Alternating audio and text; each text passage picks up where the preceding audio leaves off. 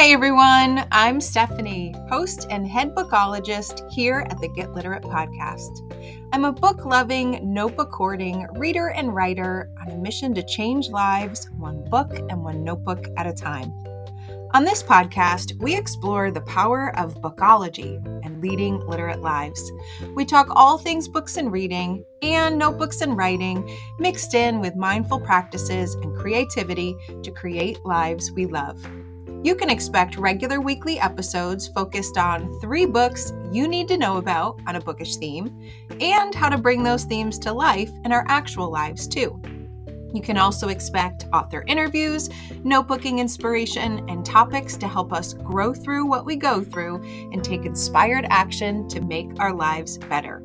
So grab a notebook and your TBR list and let's get literate.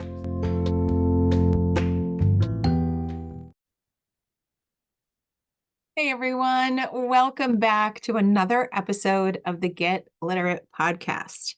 Now, normally on the last day of every month, I talk about what I've personally been reading, writing, learning, and loving all month long. Now, today isn't technically the last day of January, but it is pretty darn close. So today, instead of a typical episode, I am here with my monthly Literate Love episode. We have been really busy inside this Get Literate podcast, as well as my Get Literate Patreon community. If we think about the episodes this month alone, we've had 3 amazing guests. We had Bijal Shaw to talk about bibliotherapy. Nicole was here to talk about her Right Habit Planner. And Terry M. Brown was here talking about her newest, most wonderful book, Daughters of Green Mountain Gap. But I am here today with a solo episode, all ready to talk to you about what my January literate life has been like.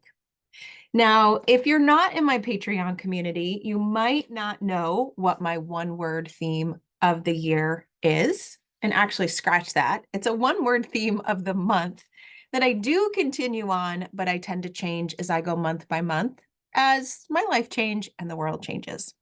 But my one little word for January of 2024 was matter.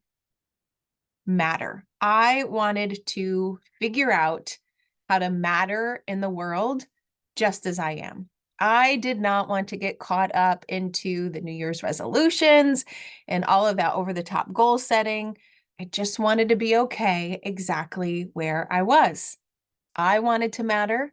I wanted those that I love around me to matter. And I wanted to start to figure out how I wanted to matter in the world.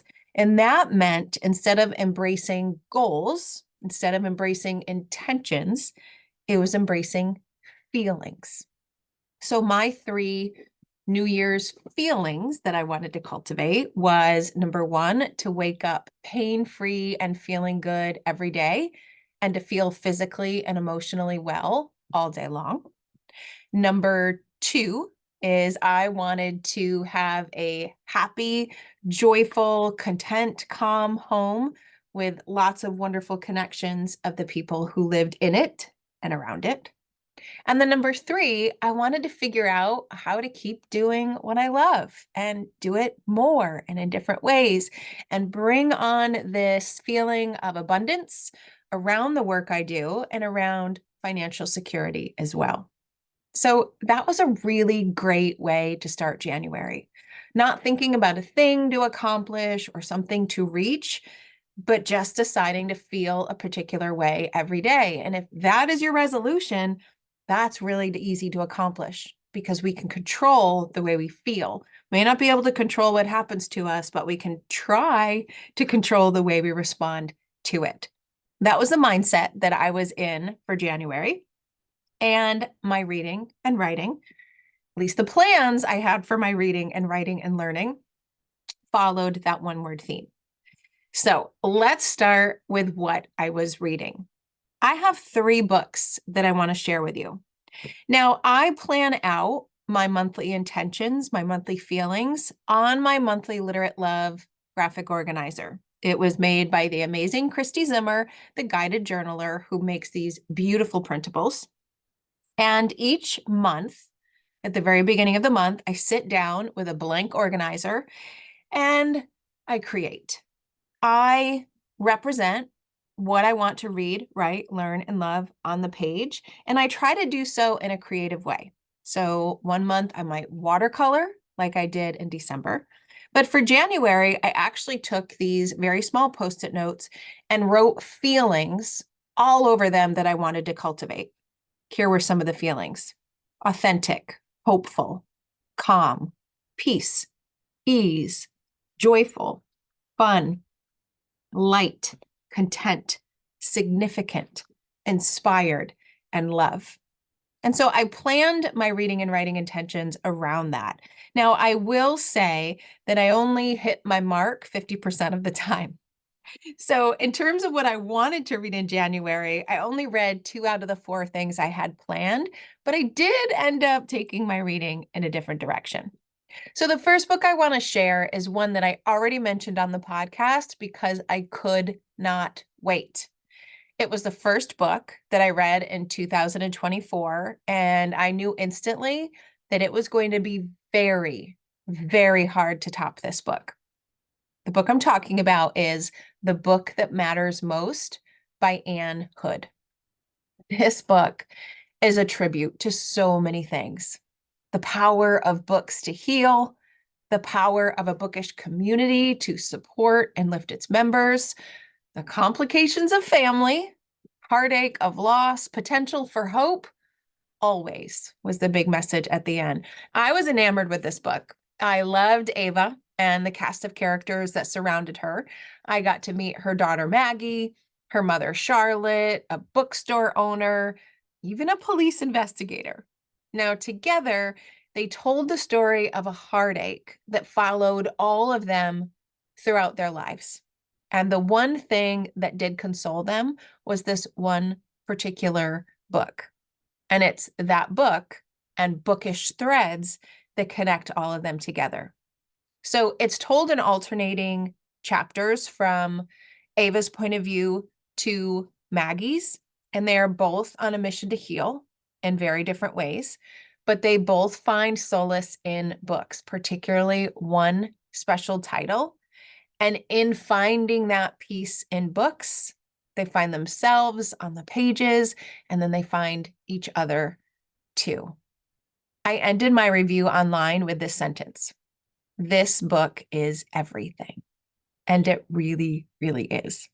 Now, I admit I have read another book since then that is neck and neck in the running for the best book so far of 2024. I mean, how lucky am I to have read both of those in January? I'm not going to reveal what that title is yet. I have a whole episode that is dedicated to that title coming up, so you'll just have to wait.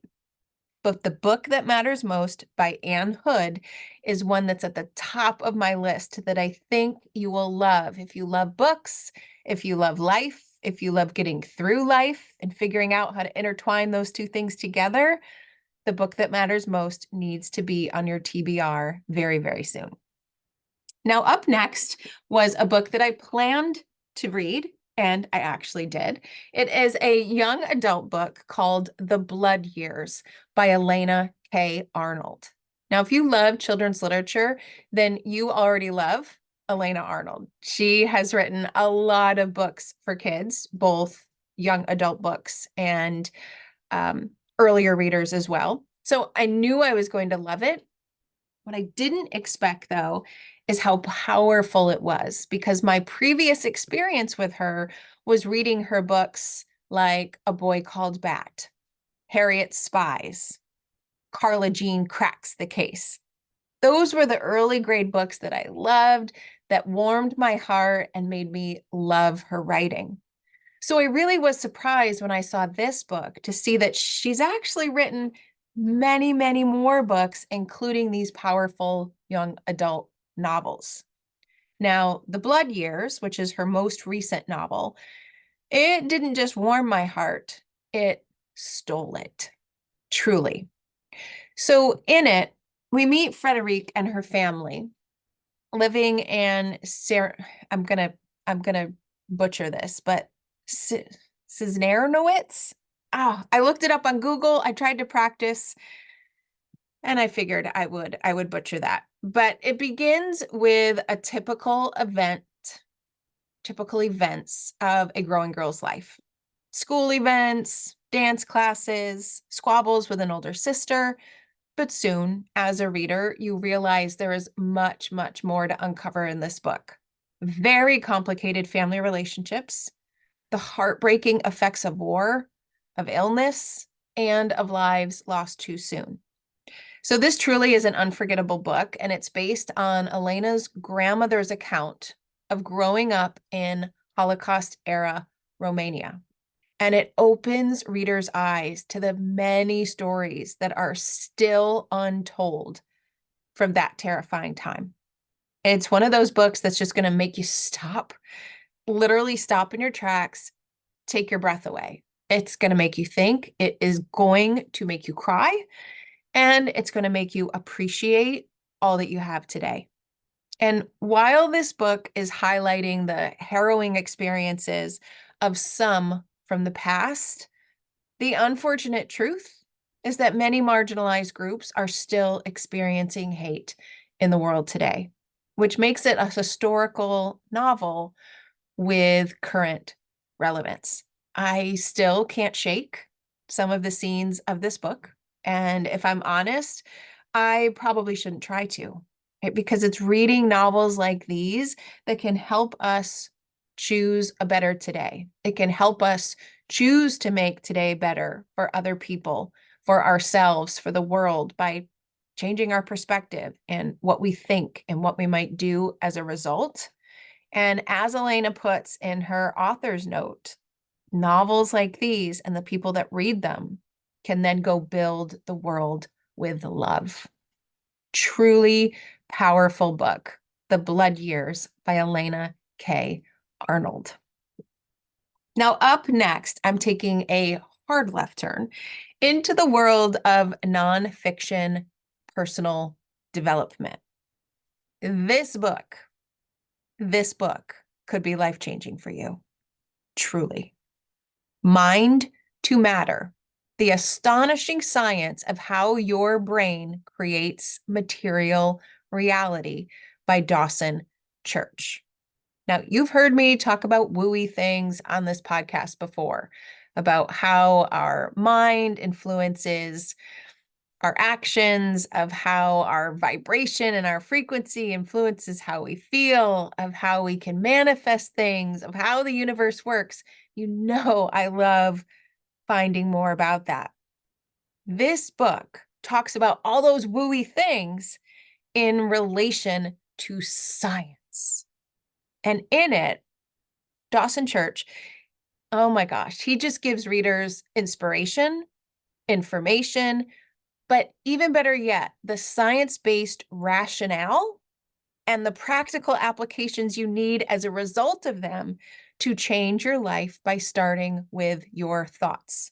The big message in this book is that thoughts become things. Now, no, we can't just sit here, imagine some beautiful tropical beach and have that beach suddenly appear in reality in front of us. It's not what we're talking about. But the thoughts that we think influence the ways that we feel and the actions that we take in our lives. And then those things together become the things that we end up surrounding ourselves with. And it's true. And if you don't believe me, read the book because he gives you the brain science behind it. It's fascinating. It's just truly fascinating. So if thoughts become things, and they do, then we have the power to surround ourselves with a life we love. We have the power to literally heal ourselves from all sorts of sickness and trauma and figure out a life of our own design. I was all over this book. I highlighted it, I sticky noted it, I even dog-eared it. I reread it, and then I reread it again, and then I wrote about it, and I journaled about it, and I wrote quotes in my quote collection notebook. This book was just full of mind-blowing science. Now, I will admit, it is very, very dense and it's pretty big. And I did skim some of the sections. But even doing that, there are so many profound truths inside this book that once you read them, you can't unread them. And you just can't help but think about them and try these little experiments in your life. And I'm telling you, I'll give you an example a little bit later in the things that I loved. I'm telling you, it was amazing. So it is a powerful book. And if this kind of stuff interests you, I definitely recommend you take a look at Mind to Matter by Dawson Church.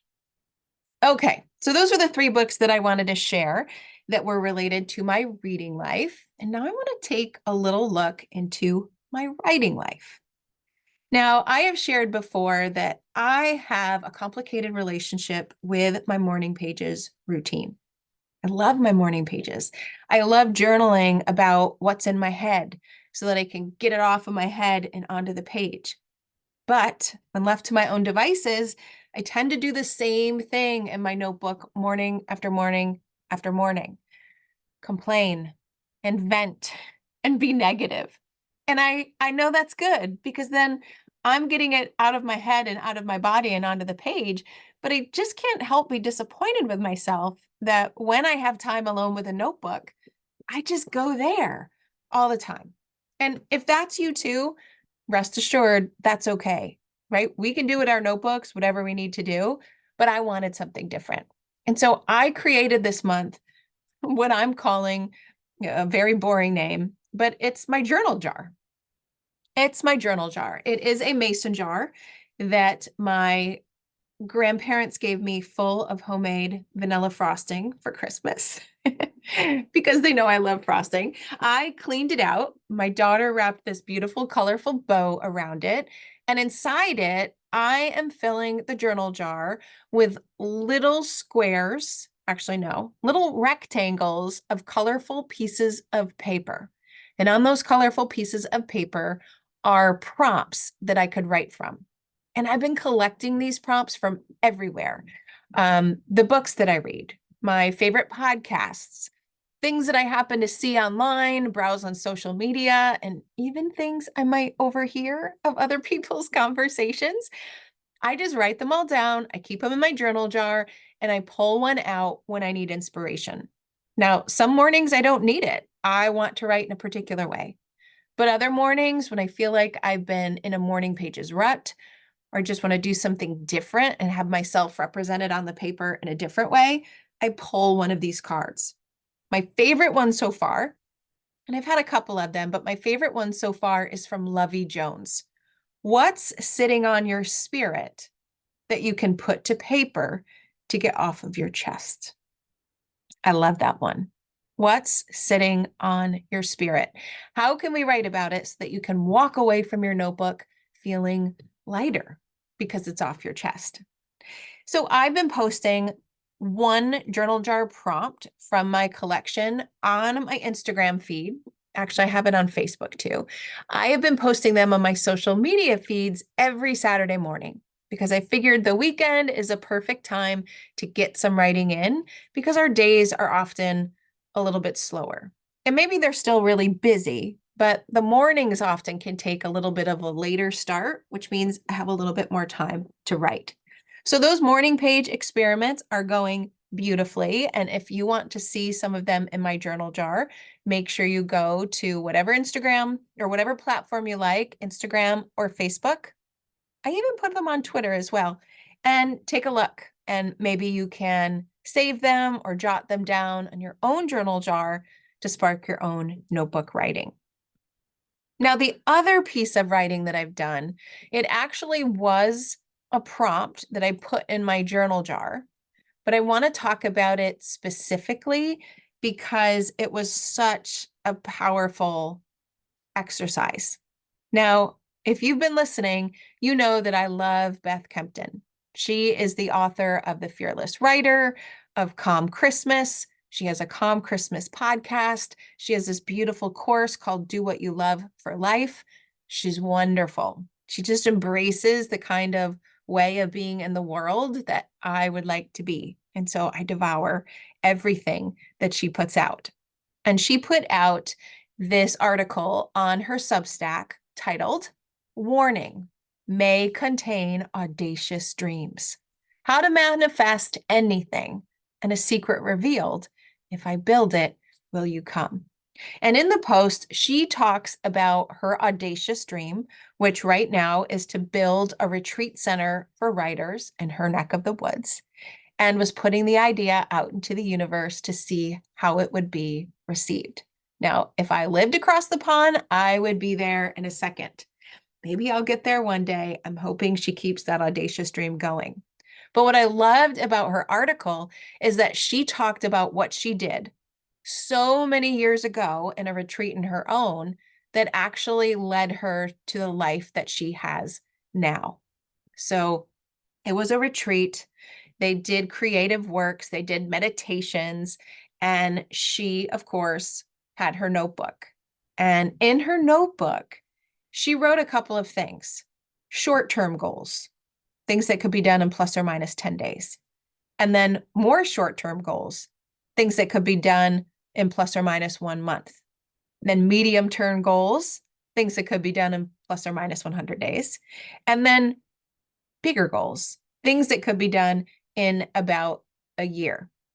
And then there was a 3-year goal. So she just put all of these goals down. What are my big audacious dreams? And then what might my other goals be in order to get there? It was such a practical way of putting your dreams down, but then putting down steps that you could actually take in this very moment today to get closer to them.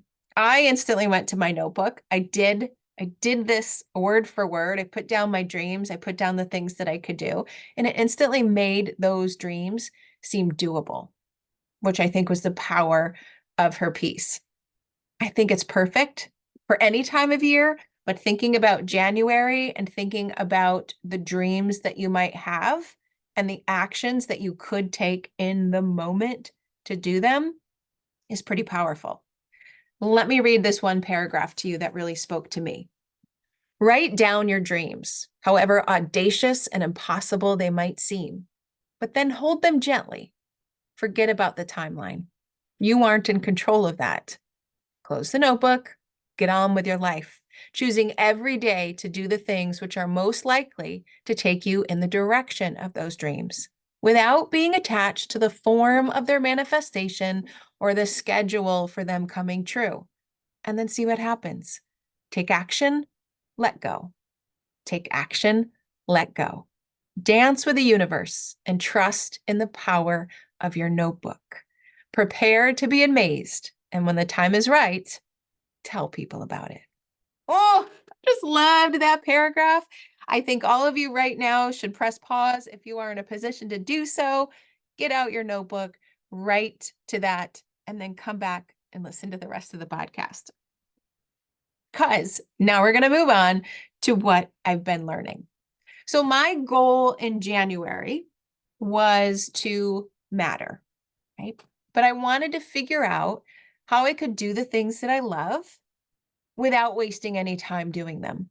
So when I did my calendar audit that Rachel Hollis recommends, and if you want more guidance on how to do this calendar audit, I have a whole bonus post inside my Patreon community that walks you step by step by step of how to do a calendar audit and then make a calendar that your future self would love based on things that matter to you. You can go into the Patreon group and you can take a listen. Because of that calendar audit, I realized that I have so many things that I love to do, but I often waste time doing them because I don't have a system. I don't have a clear routine, set order of steps that if I did, I could save myself time. I could not forget to do certain things on certain days that I wanted to do, and I could just make life more streamlined. So I really wanted to, in my work with the podcast, with the Patreon group, with the things that I create and share, I wanted to create some workflows. I wanted to create systems around those steps, and I wanted to create a batch schedule so that I can start to really get ingrained that I do these things on Monday and these on Tuesday and these on Wednesday and so on and so forth, which may seem completely boring to you, but actually makes me so happy to know that I have those things taken care of so that when they are, I've got more time to do some of those spontaneous things that make life more fun. So I spent some time thinking about all of those things I need to do each week to keep the podcast and this part of my world running. I wrote them down. I created workflows. I assigned those workflows to a specific day of the week, and then I put it on my calendar, which is a huge lesson I got from the calendar audit. I say that I want to do a lot of things, but if I don't create space for them on my future calendar, I'm never going to do them. I have to build my calendar for the life that I want to have, not the life that is actually my reality. And that was a big mind shift. So I did it. Happy to say I did it. If you want to learn more about systems and workflows and kind of batch scheduling like that, I highly recommend you go find Tanya Dalton online. I'm linking to a podcast episode of hers called Making Systems Work for You. But you could also take a look at her book that talks about this in depth called FOMO. No. Oh my gosh, I just completely got it mixed up. JOMO, the joy of missing out. And she walks you through a lot of these systems. I did it. They're working. I feel a little bit more relaxed about the things I have to get done, and I'm getting them done faster, which leaves more time for the other stuff. That was a huge learning curve for me. So that was primarily where most of my learning attention focused in January. Now, looking at what I loved, I had hoped to do three things. I wanted to visit my local salt cave. I wanted to attend a session of the Poetry Federation. And I wanted to focus on some more fun things in my family life. I can say that I did one out of those three things. Which one do you think it is? Just yell out your guess to me like I would hear it. What did I do? Well, I signed up for and attended a bibliotherapy slash poetry therapy session. I did it and I loved it. Now, here's the thing that really annoyed me though. I signed up for an open poetry peer group, which basically is a group of people from around the world who love to read and who love poetry and who want to do a shared reading and interpretation of a particular piece and then think about how it can connect to their own lives and ultimately make their life better. I mean, it's perfect for me. I showed up. There were 30 something people from all over the world. We got to talk in small groups about low stakes things like the weather and what we need in groups in order to feel safe. Then we moved into listening to the reading of a poem. And then we read the poem together. And then we journaled about it and discussed it and talked about it and made plans for thinking about how we can take what we've learned into our actual life. It was the perfect kind of workshop for me.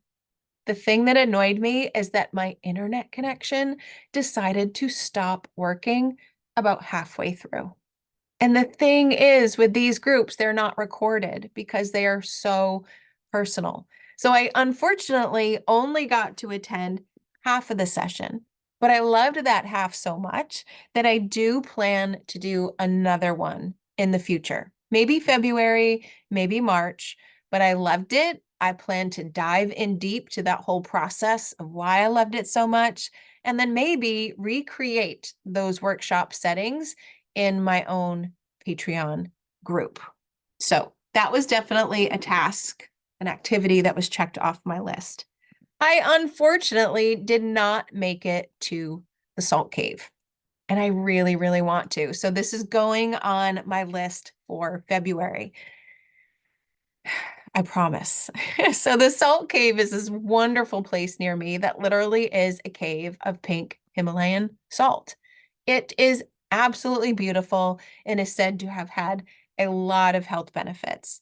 I am going to get there. You just go in, you spend a certain amount of time in the salt cave, and you can do whatever you want there. Sometimes they show movies if you want to watch a movie in the salt cave. Other times you could just go and sit or do yoga or read or write or whatever you want to do.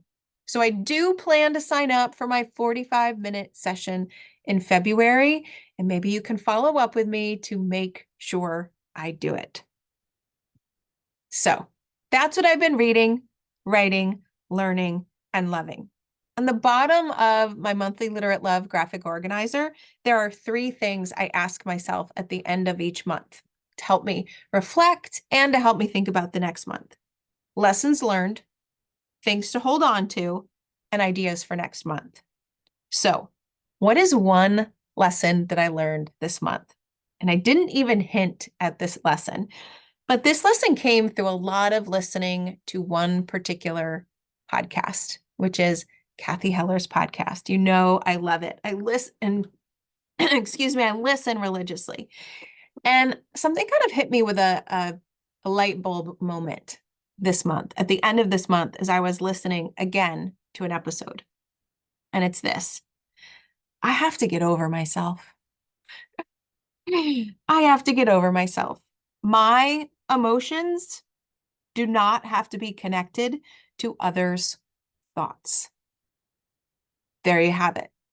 I have learned that the way I matter is based on what other people think of me.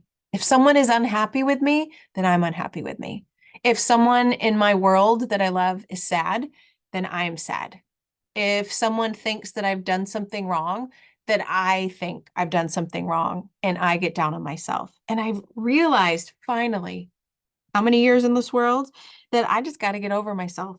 My emotions do not have to be connected to others' thoughts. I've learned a fancy term for it, codependent, right? I'm not going to get into that, but I have learned that how I feel is often dictated by what other people think of me and think how I should feel. That is a huge thing to uncover. And it's something that I'm going to really dive into in my notebook in February, since this little mic drop moment came at the very end of the month. Now, things to hold on to. There is one thing that happened this month that really just crystallized what I learned in Mind to Matter, that book I talked about earlier, that showed me how true this woo-wee stuff really is. Right? So in the book, it says your thoughts become things. And if you think a certain way, certain things will happen to you or for you. And if you are stressed about something and you're worrying about that stress, then the universe just kind of sends you more of that stress, because what you attend to is where energy goes. If you focus on something else, if you make a decision, if you stick to it, if you let your energy go around it, then better things will happen. I saw this in action this month in a way that just floored me. And now I am a true believer. So my son has been grappling, my oldest son has been grappling with some big decisions. So far, he has been working full time and going to college full time. And he's in that, what do I do kind of stage. I like the job I'm in. Do I work full time and not go to college because I have the job I love? Or do I do both and drive myself crazy? Or do I go back to college, see where it goes, but potentially lose a really great job that I wish I had, right? All those decisions you make when you're growing up of which path do you follow, it can drive you crazy. And he was so stressed about it.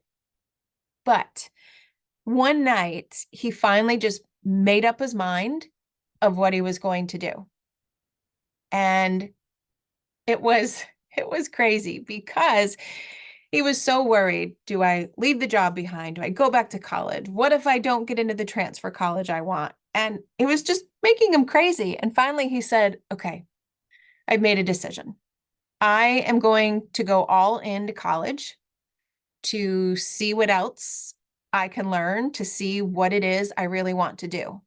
If I lose this job, if I can't go part-time, then it is what it is. If I wish I didn't make that decision, it is what it is. If I don't get into the college that I want, I'll figure it out. Like you just saw, he made a decision and you could see the energy shift around him. He felt better.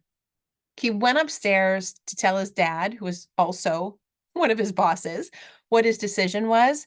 And in that moment, they actually granted him permission to work part-time, which is something that no one thought they would be willing to do. He couldn't believe it. He was so happy. He now had the best of both worlds to stay in this organization that he really likes.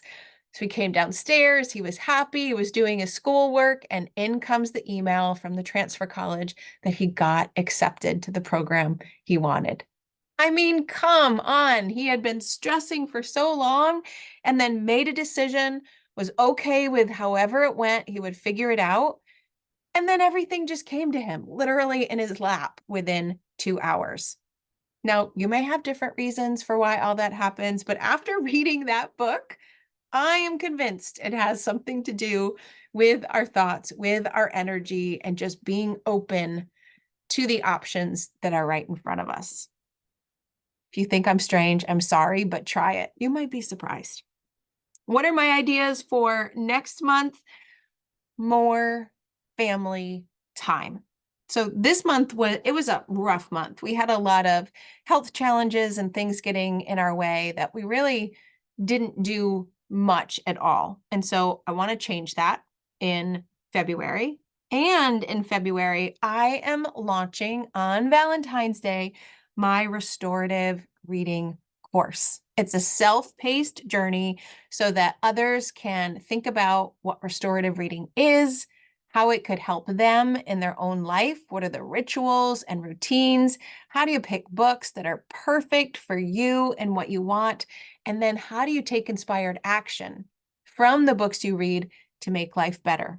Kind of like I've been talking about in all of my monthly Literate Love episodes. How is my reading and writing and learning helping me create a life I love? So that will launch on Valentine's Day. And if you want, you can learn more by heading in the show notes. I've got a special kind of pre-launch price for those that are willing to jump on this journey early with me and help me figure it out and see where I could take it. So if that interests you, just head to the show notes or head to alitlife.com, click on the Learn with Stephanie tab, and you will get all the information you want.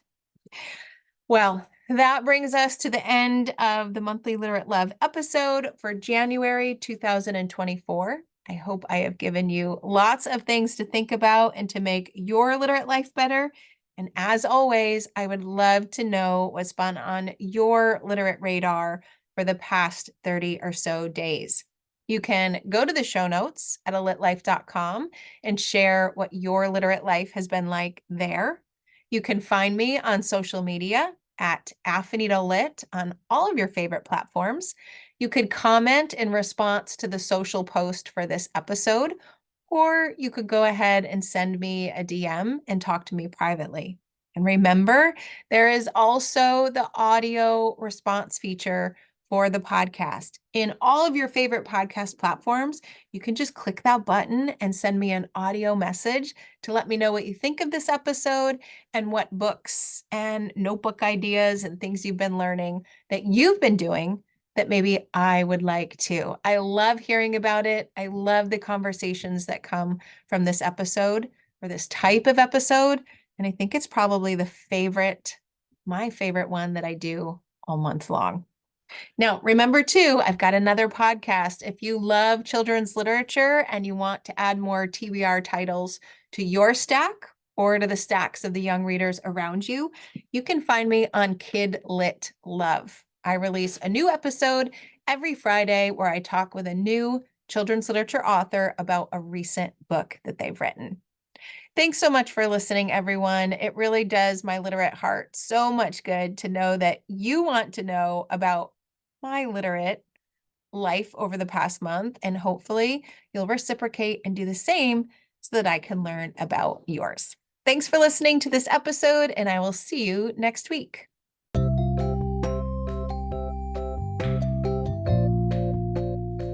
Thanks for listening to today's episode of the Get Literate podcast. You'll find links to all the books, resources, and ideas mentioned in the show notes and at alitlife.com. Plus, if you want more, you might like to join my Patreon community. There, you'll find additional inspiration for your reading and writing life, like bonus podcast episodes, bibliotherapy book calendars, monthly book clubs, notebooking challenges, live events, giveaways, and much, much more. It's only $5 a month, and you get instant access to all of the previous content too. You can learn more at getliterate.co. And one more thing. If you love what you listened to today, please take a moment to rate and review the podcast or take a screenshot of the episode and text it to a friend. This helps the podcast grow and builds our bookish and notebookish community too. Thanks for listening.